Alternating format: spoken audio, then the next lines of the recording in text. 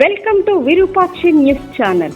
Tirupati zone పెళ్లి పేరుతో మోసం చేస్తూ డబ్బు సంపాదిస్తూ 7 పెళ్లిళ్లు చేసుకున్న మహిళ.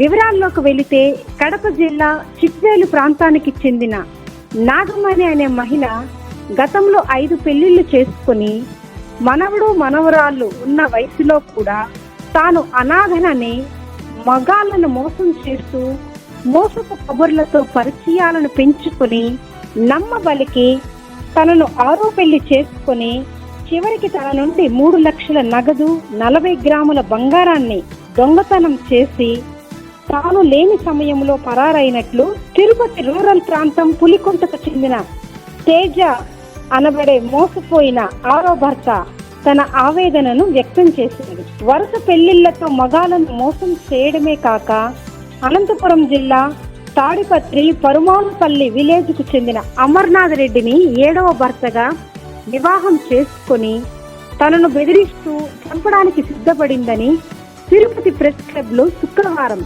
మీడియా ముందు హ్యూమన్ రైట్స్ జిల్లా ఇన్ఛార్జ్ ఈనాతో కలిసి పెళ్లి పేరుతో మోసపోయిన 6వ భర్త తేజ మాట్లాడుతూ ఫ్రెండ్స్ ద్వారా పరిచయమైన నాగమణి తనకు ఎవరూ లేరని మాయమాటలతో నమ్మబలికి తీవ్రమైన నమ్మక ద్రోహంతో తనను ముంచేసిందని ఆవేదన వ్యక్తం చేశారు.